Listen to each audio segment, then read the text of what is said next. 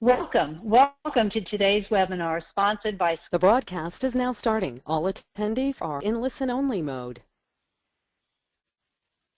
Welcome to today's webinar sponsored by Scott & Scott, LLP, an intellectual property and technology law firm located in Southlake, Texas, recently recognized by Finance Monthly magazine as the best technology law firm in the USA.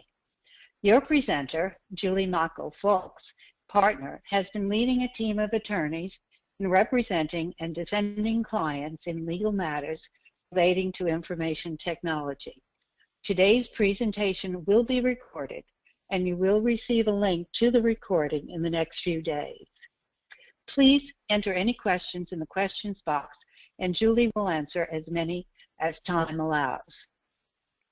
Tomorrow you'll receive a short survey. We'd appreciate your feedback on today's webinar and your ideas for future topics. Thank you, and here's Julie. Thank you, Anita. I appreciate it. Welcome to the 6 Secrets of Negotiating Managed Services Agreements. Over the last 10 years, I've been working with managed service providers to help them develop both client-facing and channel-facing agreements. And during those years of working with that type of client, I've learned that there are several issues that recur time and time again, regardless of how the technology changes and how folks are approaching the provision of services. And today I'd like to spend some time going over some of those issues that I see cropping up repeatedly during the negotiation of channel and client agreements. Some of those topics that I see and hear from clients include the inclusion or the elimination of what we call legalese.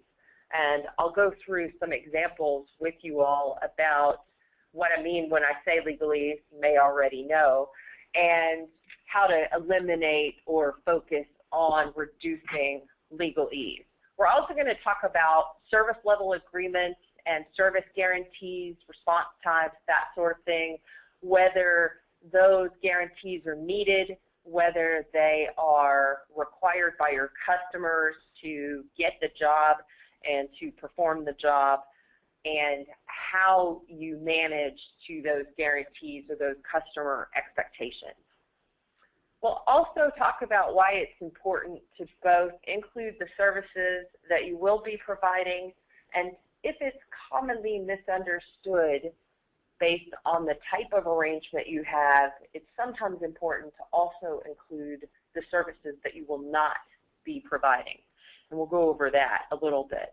And then there are 2 contractual provisions that are usually located in either the master services agreement or the service attachment dealing with indemnification and limitations of liability that I see holding up transactions many, many times. And so I want to spend a little time this morning talking to you all about the limitations of liability provision and the indemnification provision, how those 2 contractual provisions work together, and what concerns both the end users and you should have about protecting your interests and minimizing risk with those provisions. And then finally, I want to talk a little bit about marketing and how we are going to use the differentiators that we talk about today as part of the sales process, so that managed service providers and end users can evaluate the likelihood of a successful relationship, as well as use the contracting process not as a hurdle or an obstacle to overcome while you're getting the business, but instead as a way to help clients and customers feel a lot more comfortable about what services they are providing. So let's start with the discussion of legalese. What is it? How does it apply in day-to-day contractual negotiation, and how do we avoid it? And what I've done on the first slide is I've prepared two examples that you can review, one of which contains some pretty traditional legalese. You can see that it says herewith, aforementioned, above mentioned, and duly executed. Those are kinds of phrases that I am used to seeing in managed service provider terms and conditions, and frankly in other legal documents as well. I have from time to time encountered clients who at the outset know that they want to use plain English in their contracts, and that's positive for me because I think if you look at the two examples on the slide, with the example on the left containing quite a bit of legalese for such a small provision, and the example on the right being much more clear, you can see that when possible, it is preferred to send your customers a document that contains the least amount of legalese. Rather than saying, I'm herewith returning the requested document outlining the aforementioned company's proposal for the above-mentioned project, the same being duly executed by me. What you're really saying is, I've signed the proposal and I'm sending it to you. If you want to be a little more formal, you can use my plain English example, which is, as requested, I am forwarding the signed proposal for your project. Both of those are valid ways to communicate what the managed service provider is trying to say, but one of them is a little more accessible to your customers and to your end users, and because of that, it makes them feel more comfortable. I like to spend a little bit of time at this point talking about why we started with legalese, and there are a number of different theories that surround the evolution of the use of more formal language in the legal process. But more cynical folks would say that legalese helps lawyers differentiate themselves from the general public in their ability to present complicated ideas. But really, I think the less cynical view of legalese is it does give a document a sense of occasion.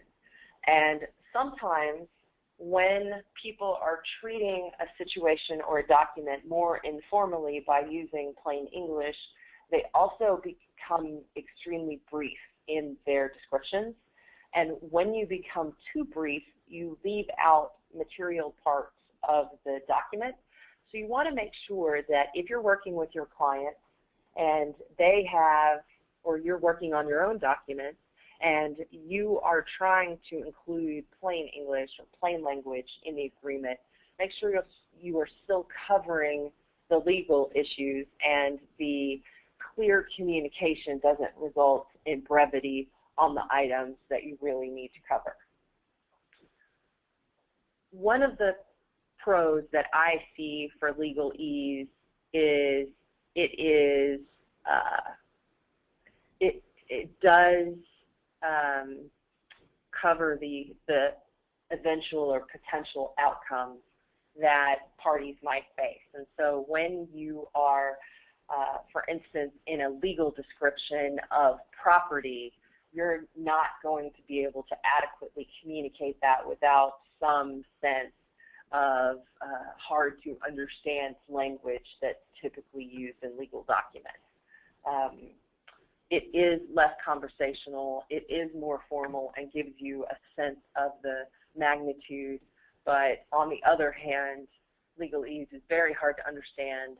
It is sometimes intimidating to your vendors or to your clients, and it does make the documents longer. And I will say that in my experience, the length of the documents for a small managed service provider who's presenting the agreements to either end users or vendors to consider makes a huge difference. So if one of my managed service provider clients has a 20-page document set and presents it to a prospective customer for consideration when the customer's account is going to be only $1,000 a month, that 20-page document set may seem much too intimidating, and the legalese inclusion in the documents tend to make the documents much longer and much more difficult to understand. So when it is appropriate, I think that it is a good idea to try to eliminate legalese, present any of the concepts that can be presented briefly and adequately to use the plain language instead of legalese. One of the biggest issues that I encounter with all of my technology services providers, all of my clients that are purchasing technology services, and all of the channel partners who are considering allowing technology services providers to resell their services is, what kind of guarantees are you going to have? What kind of uptime are you going to agree to your customers that they will have? What kind of contractual provisions do you want to include about how you are going to provide services, or they are going to provide services to you? When I'm talking to my managed service provider clients, they are talking to me about two different kinds of guarantees. One of them is on its way out in the industry, as far as I can tell, which is, we are going to guarantee that the network or our services are going to be available for a specified period of time. And every time I talk to the industry about this issue, they add another decimal position onto their 99%. So I think when the service level guarantees that fall into category type A started circulating around the industry, they were 95% of the time you'll be available, 98% of the time. And now, as we've gotten closer and closer, and companies have tried to compete with one another to differentiate the percentage points, I hear things like, we will be available 99.999999% of the time. And some of the folks in the industry call that 6 places, where we're going to be available to the 0.6. And what they mean by that is virtually all the time these services will be available. The complication that many service providers encounter when they make this kind of guarantee is no one's tracking it. There is a identified uptime percentage in the contract, but no one is reviewing the report. No one is determining if the customer makes a claim after the fact how they did. And so I see more and more companies phasing out service level guarantee type A, and they are working more and more toward service level guarantees type B. Many people would say that type B are not really guarantees at all, in that companies that are providing a response time guarantee are really just saying, we promise we will acknowledge your problem within a specified period of time. Because the guarantee is not really a guarantee, it's a lot easier to include. And when I say that it's not really guaranteed, what I mean is there can be consequences for failure to acknowledge the problem, but commonly in the industry there are no consequences for failure to correct the problem within a specified period of time. So let me give you an example of how the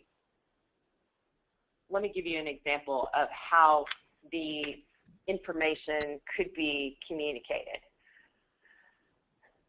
A managed service provider may say,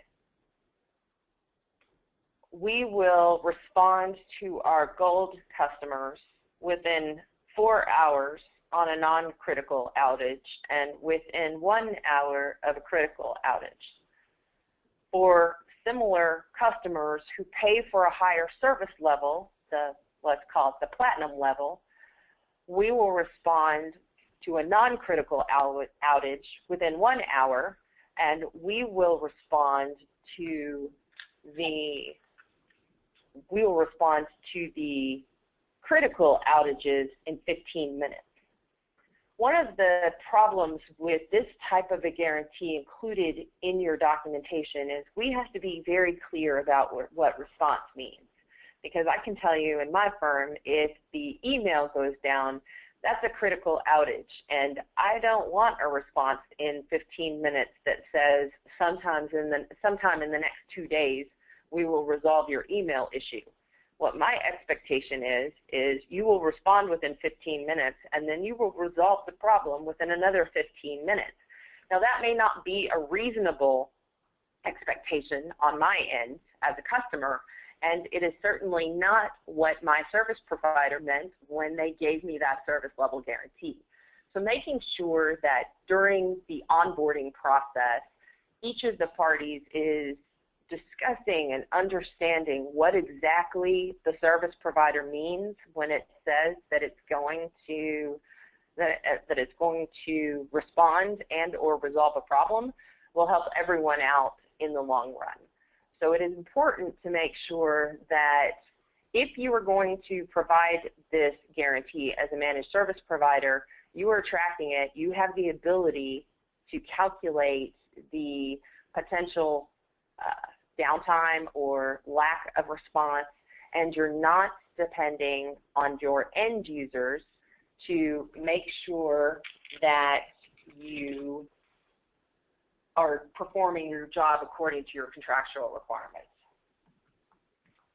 With respect to the criticality of an outage, it is also helpful if you work with your customers to identify what they think is critical. I know that many of my clients have end users who think everything is critical. If their printer doesn't work, if their email doesn't work, if their firewall goes down, they believe that every potential outage that they have is critical and should all be responded to within the critical escalation period.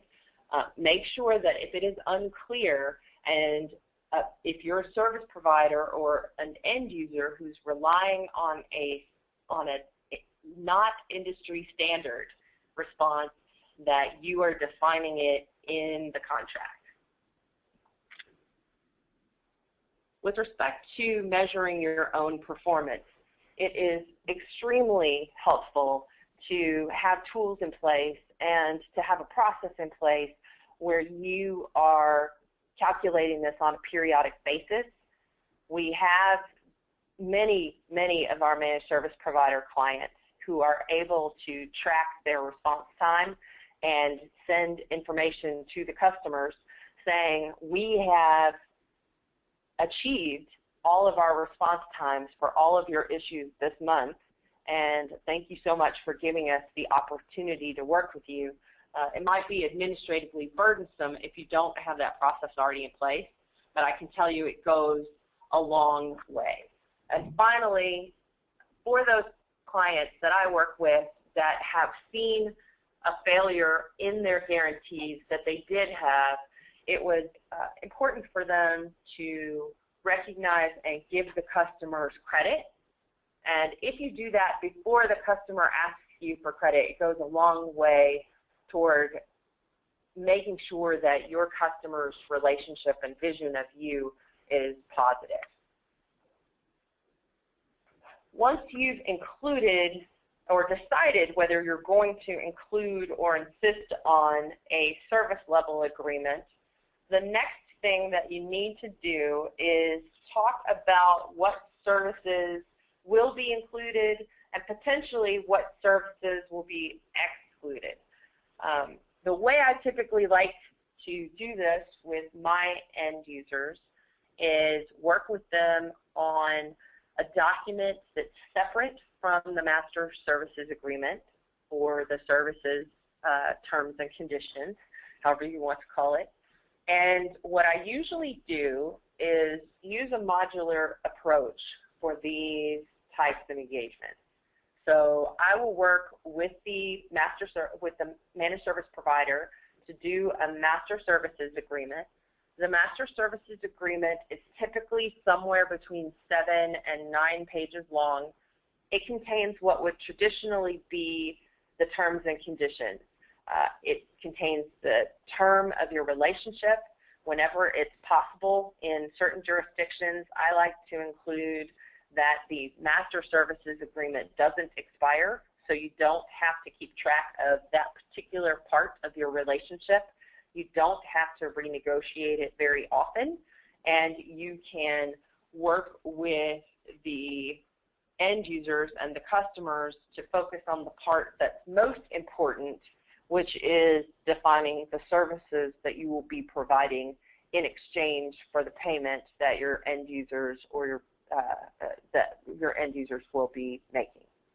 So I want to use the master services agreement to contain terms that aren't likely to change over time.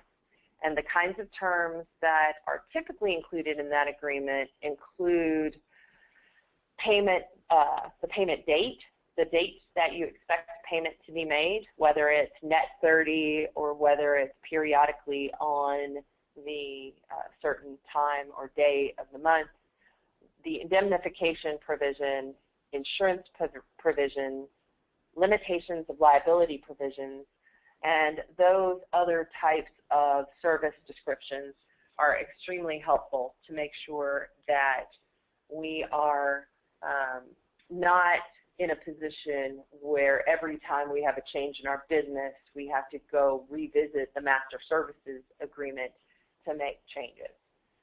We want to then include the services descriptions. We typically put them in a document we call the service attachment. Other people put them in a document called statement of work. Sometimes they're in a document called the SLA or the service level agreement. So the title of the document where you describe the services is not important to me. What is important is you have the ability, while you're providing those services, to clearly identify and refer back to the agreement if there is a disagreement with the customer about what you are going to provide.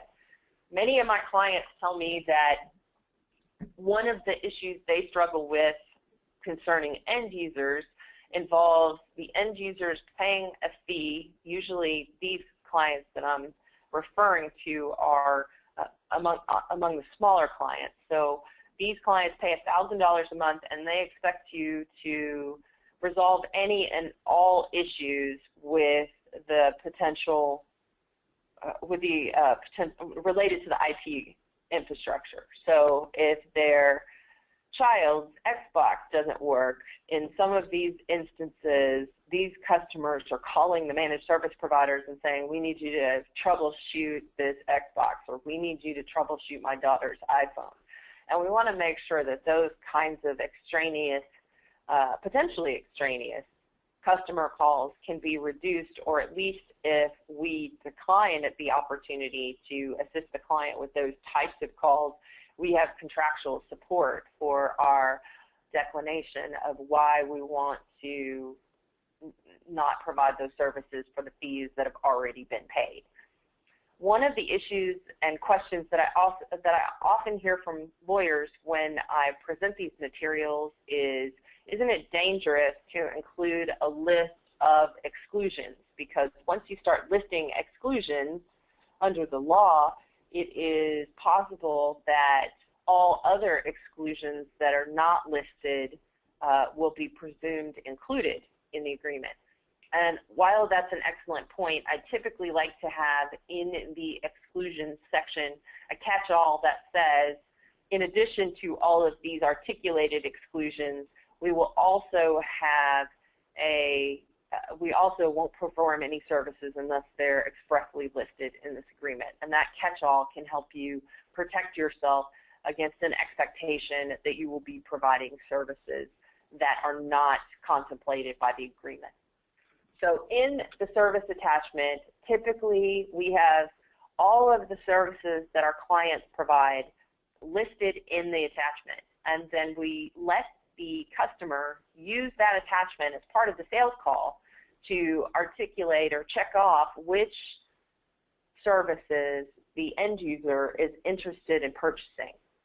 That way, the end user sees the services that are offered but not included in the price they're paying. And also, when we're finalizing the legal part of the relationship at the outset, the set of documents is not as intimidating. So if the service attachment, if a managed service provider offers quite a few options for services, then that MSP can take a 10-page document called the service attachment to the sales call and say, this is a framework for the discussion, and these are the services we offer.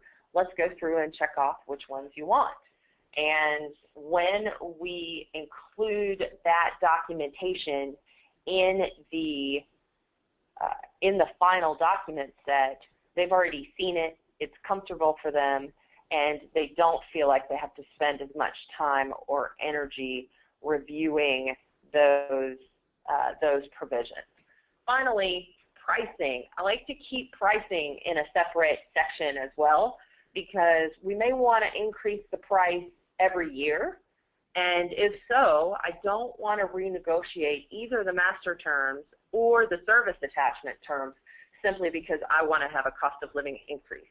Now, if you are going to have relationships with your customers where you agree that you won't raise the prices during the terms of the agreement, having a separate pricing section is not necessarily critical. But most of my MSP clients want the opportunity to raise the prices even if they don't actually raise the prices in the end. So once you've used the service attachment to persuade an end user to sign up, and now you are presenting the end user with various terms and conditions in the master services agreement, you might encounter some issues. And if you are a consumer of technology services, these are the issues with which you should be most concerned: the limitations of liability section and the indemnity section. These two sections certainly work together to help protect each party's potential risk. So the limitations of liability is a section that will identify, in the event of an issue, how much you will be willing to pay to cover the other party's losses. So I'm sure that all of you have seen provisions in services attachments that identify the amounts that will have to be paid in the event of a problem as the not to exceed the amount of services fees that have been paid over the last year. So a typical limitations of liability section may say something like, we agree, the parties agree, that service provider will not be liable for consequential, for punitive, or exemplary damages, and any damages based on negligence or other data privacy issues will be limited to the fees paid by the customer to the service provider over the last 6 months. I would say this is the most evolving concept in managed services right now. More and more insurance policies and products are available to the MSP environment. For instance, the Managed Services Providers Alliance offers an insurance package that includes data privacy and protection coverage and technology errors and omissions coverage. The reason that you can usefully use this information, this insurance coverage to your advantage is, instead of having a limitation of liability provision that forces you to either incur risks that you don't want to take as an MSP or limit your liability to your customers to the point that they consider doing business with someone else is eliminated. You can instead say, we have insurance to cover these risks. We will assign to you the benefit of those proceeds, and the limitation of our liability is going to be the limitation of those proceeds. So you can tell them, we stand behind our product. If something goes wrong, we will make sure that you recover. And for any issues that arise that are not covered by insurance, you can choose how you want to handle those. And maybe you want to include a provision that says, those uncovered exposure items will be limited to the last 6 months of payments, or you may decide if you are providing such broad coverage for the covered potential liabilities that you don't want to provide any excess coverage. The key here is to make sure that you are working to provide the most protection for your customers or your end users without creating additional risk for the service provider. Now, on limitations of liability between a channel partner or a vendor and the end users, this is sometimes a lot more difficult to finalize, because the channel partner, the provider of the services that may be resold, doesn't want to assume liability to your end users because, frankly, those channel partners are not making enough revenue to justify assuming those risks. However, they're in control of the ultimate provision of the services, and the service provider doesn't want to take those risks because they may have an outage to which they're responsible for their customers' complaints, but they have no control over the ability to provide those services. So in relationships in the channels, the limitations of liability provision and the indemnification provisions are much more difficult to negotiate because each party has legitimate interest in protecting the ability to present and provide services to the end users while losing some of the control over the management of that delivery. When you are consuming technology services, providing technology services, or allowing someone else to resell your technology services, you should expect to spend great deals of time on the limitations of liability provisions. One of the curious events that I've seen over time is that many providers of the services especially have no idea what their limitation of liability is, what it means, when it can apply, and how to minimize the risks associated with it.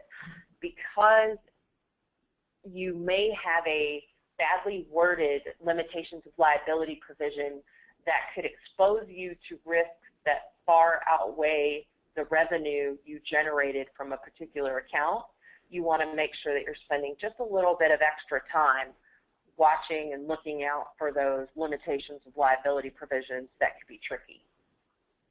Indemnification provisions come into play when you are evaluating who has to pay in the event of a claim between a party that is not, either not involved in the contract or who may be injured by the provision of your services. So the indemnification provisions can become important when there is an employee claim against the end user for injuries that occurred as a result of the managed service provider. So let me give you a couple of examples about situations that have either occurred or been contemplated while I was working with managed service providers over the years. In one situation, a managed service provider technology consultant brought a trolley to the customer's office. It was a low trolley on wheels. The technology consultant was using that trolley to move pieces of IT hardware around the office. And an employee of the end user company tripped over the trolley because it was very low to the ground and they said difficult to see, and injured themselves. The employee made a claim against the employer, and the employer in turn made a claim against the managed service provider. In an agreement that contains an indemnification provision, you would look to that provision to see what possible liability the service provider would have to the employer for the employee's claim. In a separate case, the managed service provider sent a technology consultant to the employer's office, and the managed service provider technology consultant was injured by the willful misconduct of an employee. In that case, the managed service provider's employee would make a claim against either the employee, the employer, or the managed service provider. And if the claim was against the managed service provider, that MSP would want to check the customer's indemnification requirements or actions of the employer. So one of the things that many of my clients ask me is, how likely are these things going to happen? How often does this happen? How concerned should I be about indemnification provisions? And do I really need to worry about these issues? And the answer is yes, because the indemnification provision is only there for if something is going wrong. If everything is going right in your relationship, you won't even get to reviewing your indemnification provision. But when things go wrong, we need to make sure that we've contemplated the likely scenarios that are going to occur when you have feet on the ground at a customer's office, moving heavy equipment, pushing carts and dollies around, and potentially having situations where you can have an injury. Additionally, you have to think about non-physical injuries like data breaches and data misconduct. So common situations occur when, let's say, a healthcare provider hires a managed service provider, and the managed service provider's employee absconds with all of the customer protected health information. Now you have a situation where data breach notifications have to go out from the employer, and those, I had one situation where our data breach notification postage alone was tens of thousands of dollars, and that did not include the preparation of the data breaches and any of the expenses related to credit monitoring, credit repair, any of the ancillary expenses. If my client had not been protected by data privacy and protection insurance, they could have been in big trouble. Now, if they had a limitation of liability provision that said the cost of any liability can't exceed 2 months worth of service, then it's possible that the willful act of the MSP's technology consultant could cost the end user tens of thousands of dollars to remediate, while the managed service provider only has to pay for 2 or 3 months of service fees, which could be inadequate from the customer's perspective to help remediate the problem. You want to make sure that if you're providing services, particularly software licensing services to the end users or to channel partners, that it is clear who is responsible for purchasing the licenses, reviewing the licenses for compliance, and paying the publishers if there's a compliance issue. Many times we see that the parties are not clear about who is supposed to be responsible for licensing, and when we see that, people are often surprised by the level of liability they have when they thought they had paid someone else to take care of that. So what can you do to use your situation and your documentation as a differentiator? What we typically see is many of the agreements look the same. So we go to review a document that someone else is circulating as their first document, and it is very similar to any of a number of other documents that are in the same category. So 3 MSPs will present our client with potential terms and conditions, and they all sound the same, or they have similar provisions or restrictions. So the first thing that I like to tell my clients when they are working on the development of their documents is pay attention to what they look like. Pay attention to how marketable they are. Does it look like a legal document?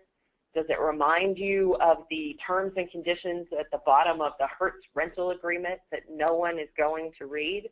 Or does it look fresh and new? Does it look like it's communicating information, and does it give the customer a sense of comfort when they see it? So that's the first thing that I like to do, is see what it looks like, see what everyone else's looks like. If yours looks like a marketing package and the next guy's looks like the bottom of a rental agreement, then yours are already differentiated from the outset. Additionally, it's helpful if you know what other people in your industry and in your geographic region are doing. A good example of this review, it could include, for instance, service level guarantees. So I have clients who come to me throughout working on their development of their managed service provider documents, and they tell me I have to include a service level guarantee. Everyone in my neighborhood, in my city, in my state who is offering these services includes that type of guarantee. And if I go to a customer and say, yes, but those guarantees are just not really that important, then they laugh at me and tell me, we're not giving you the job because you can't provide us the same assurances that everyone else is. So one of the things that it's important to do is identify what other local providers are doing and how they're doing it, so that if you are doing it differently, or if you want to try a new approach, then you can do so with confidence, because you can tell your end users, this is what everyone else is doing and this is why we're doing it differently.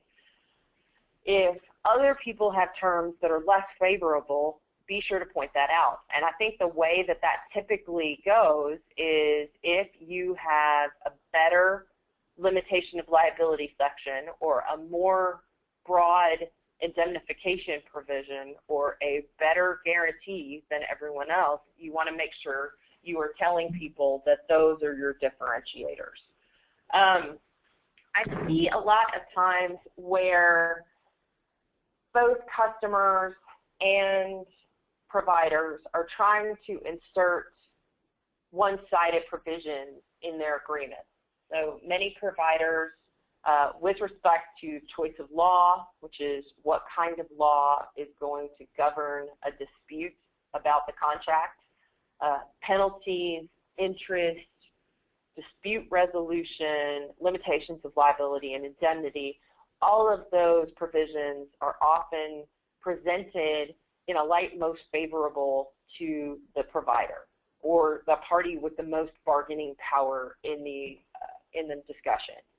So it'll say, we're not going to indemnify you for anything. Our liability is limited to 2 months worth of services. We're going to pick the law of the place where our headquarters are located. If we want to sue you for any reason, we can, but if you want to sue us, first you have to go through mediation or arbitration, and finally we're going to charge you the maximum amount allowable by law for any late payment. That would be a typical one-sided agreement from a managed service provider to a potential end user. What I've seen is it's a lot more effective if you identify those areas that present the biggest risks for you and negotiate on some of those other provisions to make them a little more broad to cover both the risks for you and for your end users, and to make it just slightly less one-sided. So a very common question that my clients receive from their potential customers is, will you change the choice of law from the place where your headquarters are located to the place where my headquarters are located? And in some instances that might be the same. We're both located in Minneapolis, and so the choice of law can be Minnesota. But in other instances, the services are being provided in Texas by a provider who has its headquarters in California. And I can tell you that the law in California is very different than the law in Texas. And so it may be a serious question that you want to consider if a customer asks you, can you change the choice of law from Texas to California? If you say yes to that, just make sure that you understand the implications. Particularly in jurisdictions like California, there are extra consumer protection and data protection requirements, and you have to make sure that you understand those requirements. One of the things that I see throughout negotiation is sometimes people just get so entrenched in what they are arguing and what their position is that they really can't move. So I've included a cartoon that describes sometimes how I feel about trying to break a stalemate in a negotiation, particularly a stalemate that should have maybe not come to fruition in the first place because the issue just maybe wasn't really so important to start with. So one of the ways that we try to combat this issue is to make sure that we're talking to the client at the outset about how to negotiate wisely.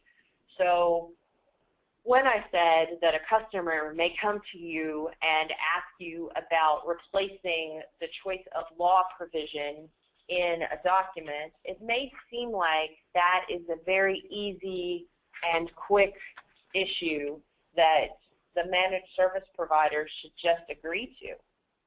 And in some instances, if the law in the other jurisdiction is similar, that is the case. So my best way to present that particular point is if a customer asks you for something, and if it doesn't increase your cost or your risk, give it to them.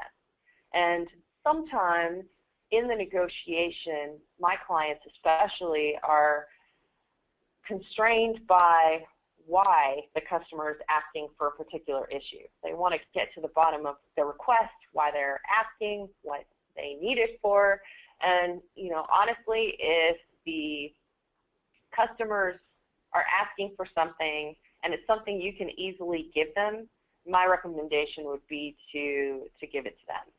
I've seen a lot of people waste much time in negotiations talking about unimportant points. They spend, for instance, 2 weeks fighting over whether the due date in the contract will be May the 11th or May the 22nd. And it may be the case that the provider has a legitimate business reason that all bills need to be due on the 11th and all of the collection notices go out at the same time thereafter. But if a customer is asking you to change the billing date, if it's something that you can reasonably accommodate, you might want to consider saying yes. One of the ways that we try to help our clients be more successful in the negotiation of the documents, and this applies whether our clients are the providers or the consumers of these services, is we try to help them understand which of the provisions in the agreement are most important for their side and to protect their risks, and then make sure that even when we're not involved in the negotiation of those provisions in the agreement, that you understand what those risks are before you say yes. And then what I typically like to do is have my clients work with me to make sure that if there are any changes to the two riskiest provisions, which are the indemnification and the limitations of liability sections, they always check with me before they make those changes. Sometimes my managed service provider clients are presented with opportunities that are smaller. So these opportunities include break-fix work, or they include just much smaller monthly recurring revenue, maybe $500, maybe $1,000. And when my end users are on the smaller side, I think it makes sense for the MSP to consider having a shorter, less complicated agreement. So if you're providing services that are worth $500 a month to end users, you would not want to present those end users with an agreement that's 20 pages long. That agreement is simply not appropriate for the cost or the value of the services that are being provided. So one of the ways that you can evaluate that is to say we have one type of agreement for the provision of services that cost, say, over $1,000 a month, and then another agreement, a shorter agreement that covers less expensive monthly revenue. The trade-off for that approach is that when you have a shorter agreement, you are necessarily not covering all the business risks. And you have made a determination that in that situation, it is okay not to provide all of or cover all the business risks because the amount of money that you're making simply isn't worth it. And you will not want to spend, for instance, $5,000 negotiating a 20-page agreement if the total annual revenue of the first year's service is only $6,000. So because of that, you want to make sure that you have a shorter agreement, and you also want to understand that that shorter agreement is not going to cover you for every possible risk that you might have. Many of my clients ask me what to do when they've been providing break-fix work for a long period of time, and suddenly they want to transition their customers to more of a recurring monthly revenue model. And one of the reasons that may become a desired outcome is if the managed service provider is planning to go on the market anytime soon, the amount of revenue under contract will be a key evaluator for the value of the business. And so a lot of times what happens is the owner of the managed service provider decides that they want to start marketing the potential sale of the business, and they find out because they only have work on demand or break-fix work or project-based work that the value of the company is not as high as the owner believes it should be. So at that point, many MSPs decide that they would like to get more revenue under contract.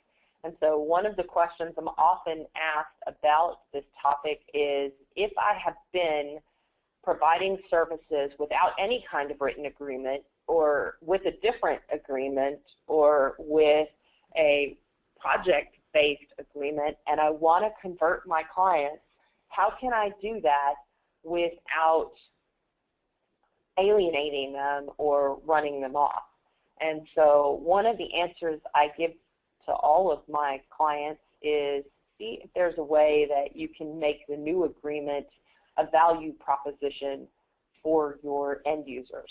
And so, for instance, if you've recently acquired technology errors and omissions insurance, and you want to provide your customers the benefit of that insurance by providing them with a new limitation of liability section that gives them those benefits, then you can tell the customers, I know we've been operating under a less extensive agreement in the past, and you've been a very good customer. I definitely want to keep you, but I also want to give you this extra protection that I just purchased for you.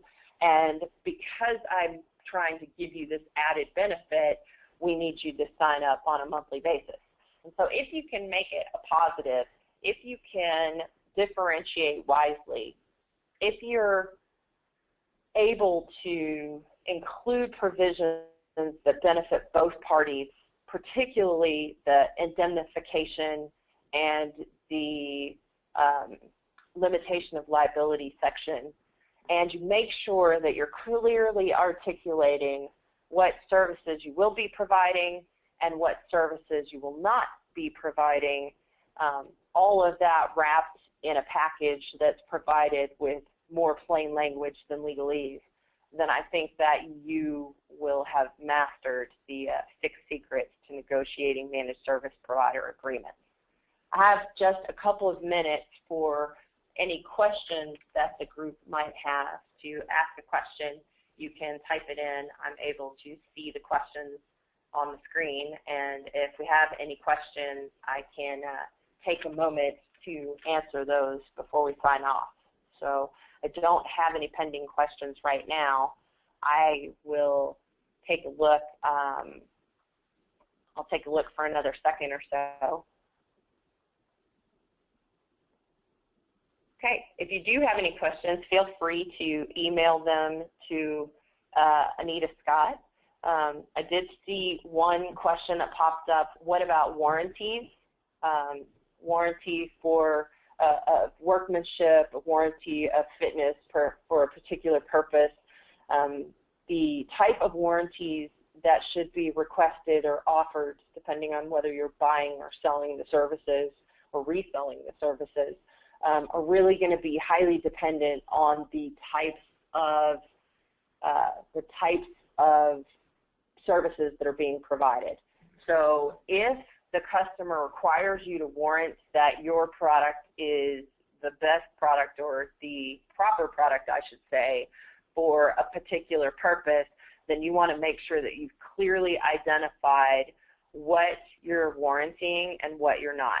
What I typically see in these types of agreements is that you will provide a warranty for a good workmanship and that you'll do the work properly, but that there is no warranty of fitness for a particular purpose.